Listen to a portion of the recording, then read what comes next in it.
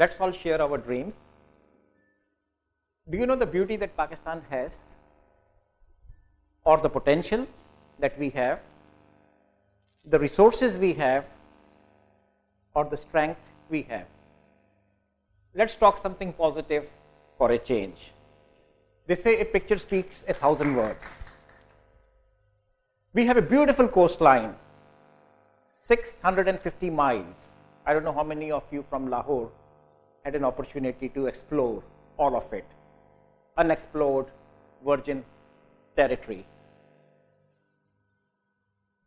The 6th largest desert in the world and the largest fertile desert. Chairperson, almost 365 days of sunshine. The fort that you see out there, it almost equals the Great Wall of China. It's the 2nd largest wall in the world, the fort of Ranikot. How many of you have even seen or heard of it? Roughly 2,000 miles of rivers. River Indus that we all know of, that flows from the total length of the country. We also have, along with this river, one of the largest irrigation systems of the world. Our agriculture, which is the backbone of our economy, is dependent on River Indus.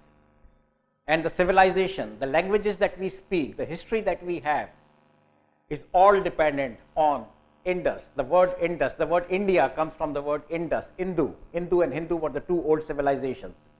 So we technically is one of the oldest civilizations in this part of the world, and I'll come to that also. The mangroves, 7th largest mangroves in the world, 300,000 acres. One of the richest ecosystems that we have, shrimps, fishes, folklore, an area of land that is yet untapped, unexploited, just like our desert, just like the coastline that we talked of. Biodiversity, another important strength that we have. From the coast, which is at sea level, to peak as high as 28,000 feet, from the rivers to the mangroves to the deserts, we have over 6,000 different species of plants, of herbal plants, a $60 billion industry, an area again that we have not tapped into, that we have not exploited. Well, the beautiful mountains, I'm sure most of you have seen that. The majestic K2, the 2nd highest peak in the world, over 28,000 feet, the most difficult mountain in the world to climb, more difficult than Everest. We have about 8 peaks that are over 25,000 feet, 24,000 feet, all in the region of the 3 largest mountain ranges of the world, the Himalayas, the Karakorams, and the Hindu Kush. That's the beauty that we have in Pakistan. Look at the resources. A country that is rich in natural resources. We now read about Rikodak. We have read about Sandak. The 3rd largest gold deposits in the world. Still not explored, still not mined. We have gold and copper that is worth over $1.2 trillion. That's the type of potential we have just in these 2 ores. So this is a country that is rich with mines, mineral resources, still in potential area that we have not yet exploited into and explored. And very important area, yes, we saw the electric power go out. We think we are energy deficient. I've written a lot on energy deficiency. We are actually an energy rich country. Just look at the Hydel, which brings one of the largest contributions to electric power. We still have potential to generate more than 40,000 megawatts. That is twice as much as what we currently have in the country, by putting up dams, small and large, and flow of the river dams. Coal, of course, again, we talk of coal, 175 billion tons of unexplored lignite, the largest coal deposits in the world, technically called the Saudi Arabia of coal, that can generate enough energy. It can generate 100,000 megawatts for 300 years. That is the potential we have in coal. Coal that can be converted into gas, coal that can be converted into diesel, and coal, of course, that can be burnt directly to produce electric power. We think we have gas shortage.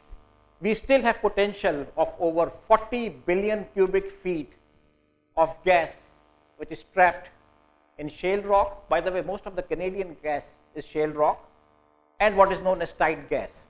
Again, an area that has not been exploited, that has not been explored. We would rather import gas from Central Asia, from Iran, just like we like to import our furnace oil and our gasoline products from outside rather than make it locally. And I show windmills here. The south of Pakistan, Sindh, has huge potential. It has a wind belt, and we can easily generate another 50,000 megawatts using windmills.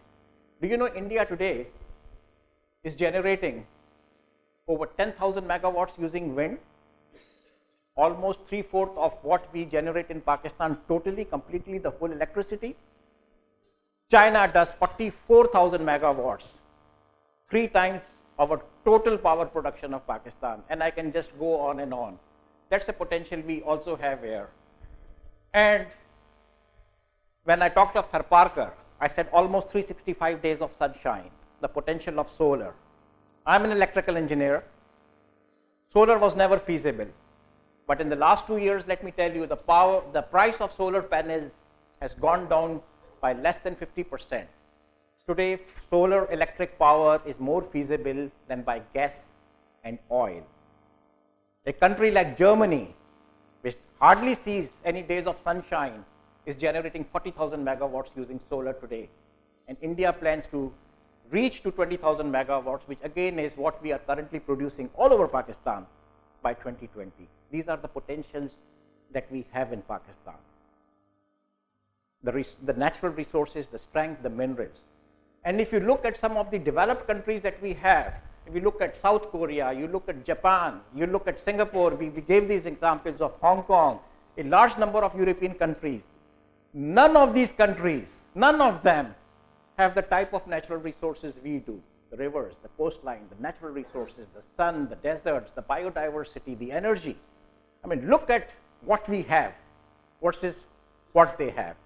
And yet, we are amongst the least developed and the poorest country in the world. The history, the strategic location, we see the fallover, the spillover of this location even today. Over ages, over 5,000, over 10,000 years, we are at the crossroad of Central Asia, South Asia, West Asia. Civilizations have passed through it. They continue to do. We offer the shortest route from Central Asia to the warm waters of the Arabian Sea, from the east to the west, an extremely strategic location. We have prospered because of the Silk Route in the past, and if we exploit this even today, we can continue to prosper because of our strategic location that we currently have. And as a result of this Silk Route, we have a very strong civilization. Like I talked of, the Indus Valley civilization was also built up along the river. We have a history that goes back 7,000 BC at Mehergarh. Everybody knows of Mohenjo-daro and the Indus Valley civilization. Gandhara, the oldest university in the world, at Taxila. And then, of course, the recent history that we have currently have, post-Islamic, extremely rich heritage that this country has. We are a proud nation.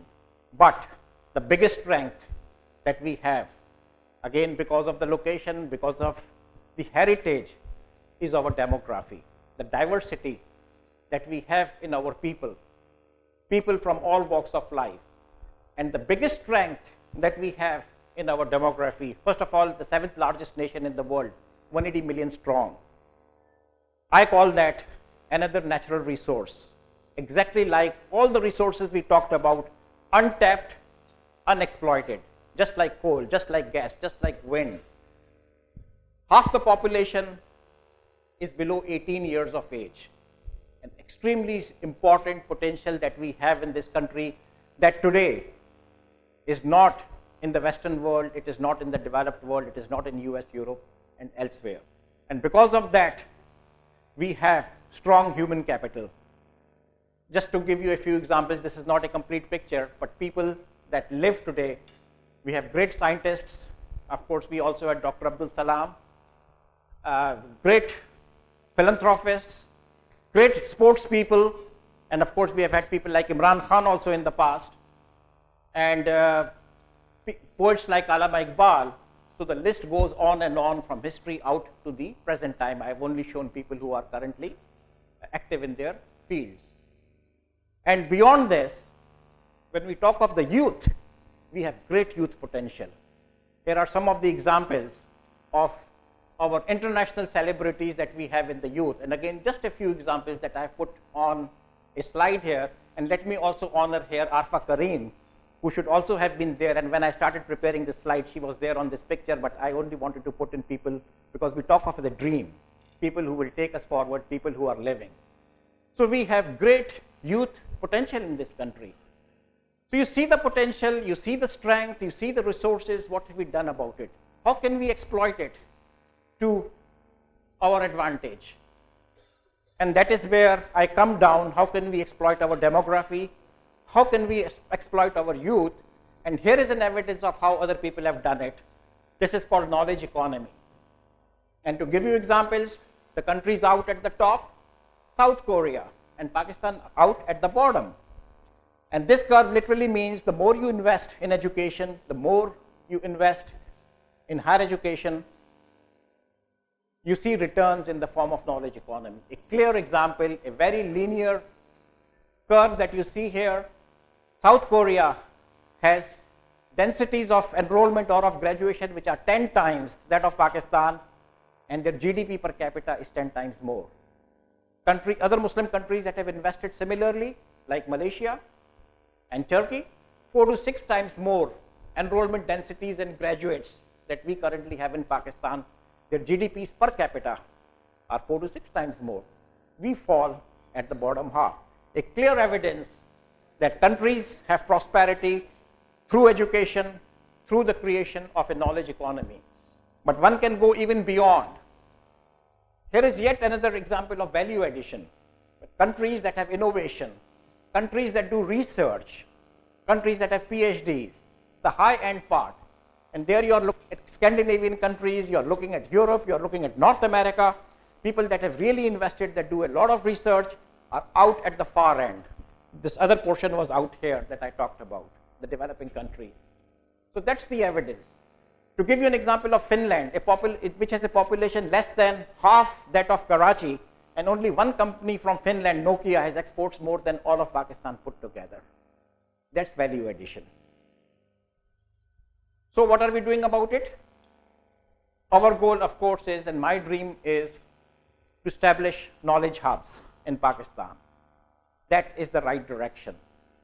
And this gives you an example of what we currently have, how we have prospered. And yes, we are going in the correct direction. We have a lot of setbacks that we talk about, but like I said, I'm not going to be talking about anything negative here. Our goal is to have more and more education, higher education, graduates in the country, create more knowledge workers. And here is a clear proof what the Higher Education Commission in Pakistan has done over years. We continue to grow at a rate of about 15 to 20% a year. Currently having more than 1 million students enrolled at our universities, and we continue to grow. That is the impact that we currently have, and it is starting to make a difference.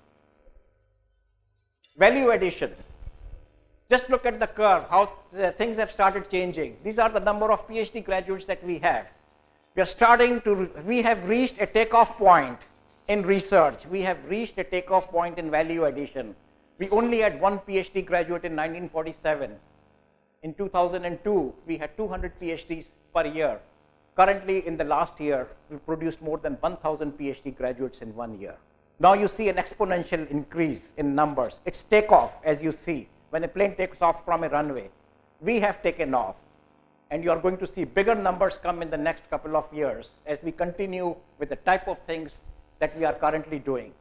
And where is the evidence? These are just graduates. These are just bodies that have been produced. But where is the evidence of creating new knowledge? Here is the evidence of what we have come out of Pakistan. From as low as 800 research publications, and I'm talking about publications, international publications that have an impact. From 800, currently we are almost at 5,000, an 8 times increase. We are amongst the fastest growing country in terms of creating new knowledge, of course at a lower level than a lot of other countries.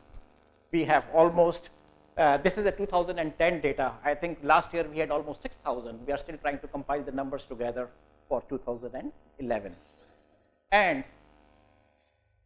it's not just an increase in numbers, but we are trying to take back our share from the world. So we have already taken back, from going up 3 times more, our share of world research has gone up 300% in the last few years. And this figure is only till 2009, because we have to compile a lot of world figures. Now I believe the numbers could be 500% that we have taken back our share. So yes, we are moving forward. We are doing our bit. And that is what I believe is what our dream should be like, is through knowledge economy, through value addition, through creating knowledge workers, and all of that is going to lead towards what we would call a better Pakistan. And we are starting to come visible. We are starting to come on the horizon. We are coming on the world scene. A couple of years back, there was no university in Pakistan that could be identified as world's best. Today, we have at least 2. And inshallah, in 2012, I'm almost sure you would see maybe 5 universities that are above the horizon and that are visible on the world scene. So that's my dream. My dream is for a prosperous Pakistan through what I would call as knowledge economy, through education, through higher education, through the creation of research, education, and innovation. Thank you very much.